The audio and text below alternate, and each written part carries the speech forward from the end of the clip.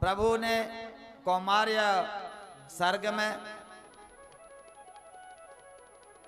सबसे पहले सनक सनंदन सनातन सनत कुमार के रूप में भगवान ने अवतार धारण किया।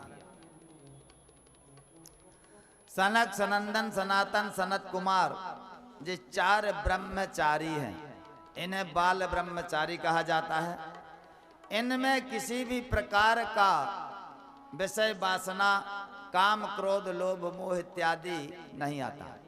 इनकी अवस्था केवल 5 वर्ष की होती है। 5 वर्ष के बालक के ऊपर वासनाओं का आक्रमण नहीं हो पाता, इसलिए इन्होंने अपनी अवस्था को 5 वर्ष सीमित कर दी। अर्थात कहने का तात्पर्य कि ब्रह्मचर्य पहली सीढ़ी है धर्म में चढ़ने की। धर्म में जब हम धर्म को धारण करेंगे तो पहली सीढ़ी है ब्रह्मचर्य। ब्रह्मचर्य के पालन के बाद सभी धर्मों का पालन होता है। लेकिन एक बात ध्यान देना, यह ब्रह्मचर्य का पालन का जो उपदेश है, यह उपदेश केवल पुरुषों के लिए है, मात्र इसे स्त्रियों में लागू नहीं होता। क्योंकि स्त्रियों का मेन धर्म पति की सेवा और पति की इच्छा में अपनी इच्छा को मिलाना, अर्थात उनमें अशौच का और अशुद्धता का दोष नहीं लगता और ना ब्रह्मचर्य खंडित का दोष होता है। ब्रह्मचर्य पालन पुरुष के लिए है। कुछ ऐसे नियम हैं जो पुरुषों में लागू होते, स्त्रियों में लागू नहीं होते। स्त्रियां तो अपने पति को ईश्वर मान करके उनकी सेवा करें और भगवान का भजन करें, नाम स्मरण करें, तो वे अपने मातृकुल और ससुराल पक्ष दोनों को मोक्ष प्रदान कर सकती हैं। इतनी शक्ति उनमें होती है। तो यह जो धर्म है, अवतार है, यह प्रथम अवतार है सनक सनंदन सनातन सनत कुमार का, जो ब्रह्मचर्य का अवतार है। अर्थात ब्रह्मचर्य धारण से सभी धर्म धारण होते हैं और धर्म की पहली सीढ़ी है ब्रह्मचर्य। दूसरा अवतार है भगवान का 12 अवतार। 12 माने बर यानी शुभ, आह माने प्रसन्नता, बर यानी सुंदर, बर यानी उत्सव। जब हमारे यहाँ उत्सव होगा, प्रसन्नता होगी तो सुंदरता आएगी। अर्थात संतोष। 12 अवतार अर्थात संतोष का अवतार। संतोष का अवतार हिरण्याक्ष का वध करके पृथ्वी को ला करके ब्रह्मा जी को समर्पित किया।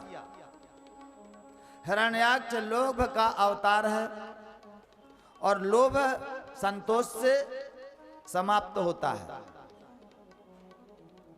यदि आपके अंदर संतोष नहीं है तो लोभ समाप्त नहीं होता। लोभ को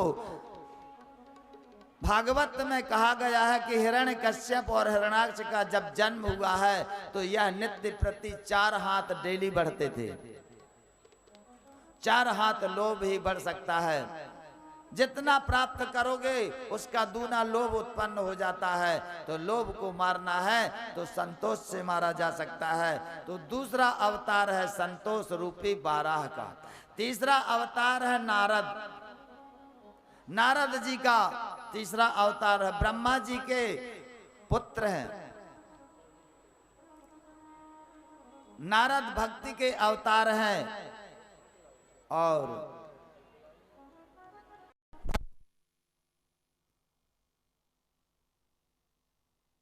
राधे राधे राधे। जब आपके अंदर ब्रह्मचर्य का पालन होगा, संतोष धारण करेंगे तो भक्ति महारानी की उत्पत्ति होती है। अर्थात तीसरा अवतार नारद जी का भक्ति का स्वरूप है। जब तक आपके अंतःकरण में संतोष उत्पन्न नहीं होगा, श्रद्धा उत्पन्न नहीं होगी, तो भक्ति नहीं आएगी। तो भक्ति का अवतार है नारद जी का। चौथा अवतार है भगवान का नर नारायण का। चौथा अवतार नर नारायण का है। जब भक्ति की उत्पत्ति आपके अंदर हो जाएगी तब तपस्या करने के लिए नर नारायण बद्री नारायण में जाकर के आज भी तप कर रहे हैं।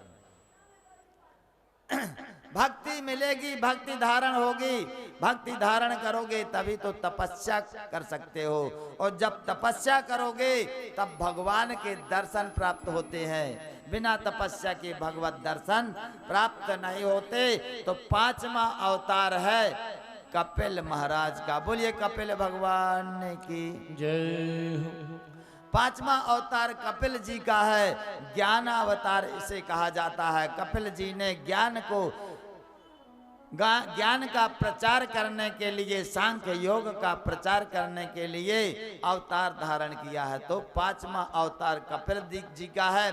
जब तपस्या करोगे तो भगवान की प्राप्ति होगी। छठवां अवतार दत्तात्रेय जी का है। अनसुईया के वर मांगने से भगवान ने दत्तात्रेय के रूप में अत्रि जी के यहाँ अवतरित हुए। अत्रि यानी नात्री, तीन गुण होते हैं सत रज तम, जिसमें तीन गुण ना हो, तीन गुण के ऊपर जो उठ जाए वह अत्रि है। दत्तात्रेय, उनके दत्तात्रेय अर्थात तीनों देवताओं के स्वरूप है। ब्रह्मा विष्णु महेश तीनों का स्वरूप है। इनमें किसी प्रकार का कोई गुण नहीं है।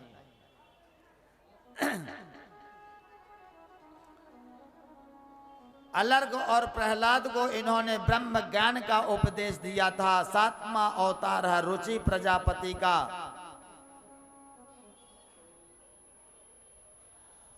रुचि प्रजापति के यहाँ यज्ञ भगवान अवतरित हुए हैं। यज्ञ के द्वारा संपूर्ण सृष्टि का संचालन होता है। यज्ञ से मेघ बनते हैं, मेघ से वृष्टि होती है, वृष्टि से सभी अन्नों की उत्पत्ति होती है, रसों की उत्पत्ति होती है, उनसे जीवों का निर्वहन होता है और इस प्रकार यह सृष्टि चक्र चलता है। तो यज्ञ से ही यह सृष्टि चलती है। तो सातवां अवतार जो है यज्ञ पुरुष का अवतार है। आठवां अवतार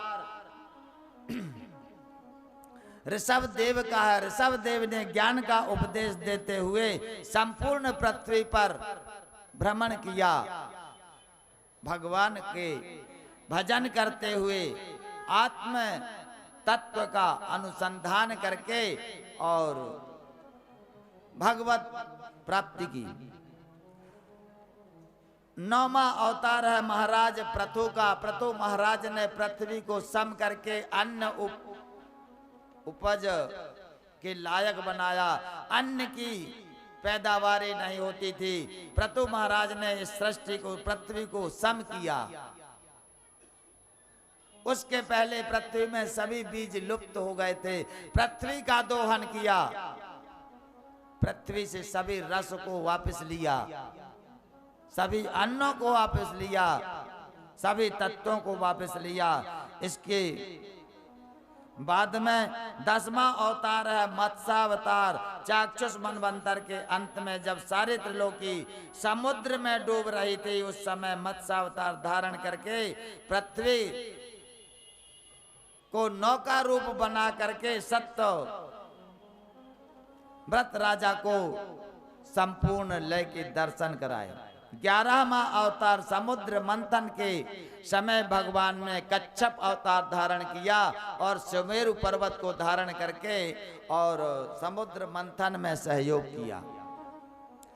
12वां अवतार धन्वंतरी महाराज का है, जिन्होंने अमृत का कलश ला करके अमृत देवताओं को पिलाया, जिससे देवता अमर हो गए। देवता मरते नहीं है, ना देवता मरते हैं ना देवताओं की कोई संतान होती है। दोनों बातें हैं। देवताओं के पुत्र नहीं होते, श्राप है। पार्वती जी ने देवताओं को श्राप दिया है कि तुम्हारी पत्नियां बंदा रहेंगी, कोई संतान नहीं होगी। तब से संतानहीन हो गए। 13वां अवतार मोहिनी अवतार है भगवान का। जब धन्वंतरि जी अमृत लेके आए, राक्षस छुड़ा के ले गए, मोहिनी अवतार धारण करके अमृत कलश राक्षसों से वापस लिया और देवताओं को पिलाया। देवताओं के कल्याण करने के लिए मोहिनी अवतार धारण किया। 15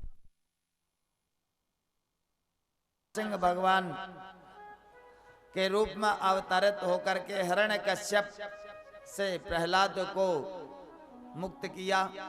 नाना प्रकार के कष्ट दे रहा था हिरण्यकश्यप प्रहलाद को, आगे कथा आएगी। 15वां अवतार वामन अवतार है। वामन अवतार धारण करके राजा बलि के यज्ञ में भिक्षा लेकर के और देवताओं का कल्याण किया है। 16वां अवतार परशुराम जी का है। परशुराम जी ने जब देखा कि क्षत्रिय लोग अभिमानी हो गए हैं, ब्राह्मणों को कष्ट दे रहे हैं, तो भगवान ने अवतार धारण करके और पृथ्वी का राज ब्राह्मणों को समर्पित किया। 17वां अवतार व्यास नारायण भगवान का है। जब व्यास नारायण भगवान ने देखा कि पृथ्वी में कलयुग आने वाला है, कलयुग में मनुष्यों की आयु कम होगी, धर्म कर्म नहीं कर पाएंगे, तो ऐसे लघु सिद्धांत उन्होंने प्रकट करने के लिए अवतार धारण किया और प्रकट किए हैं। 18वां अवतार भगवान का रामा अवतार है जो अयोध्या में हुआ। 19वां और 20वां अवतार यदुवंश में भगवान श्री कृष्ण और बलराम के रूप में हुआ है। 21वां अवतार बौद्धावतार है जो कलयुग के प्रारंभ में हुआ। 22वां अवतार कल की अवतार है जो कलयुग के अंत में होने वाला है।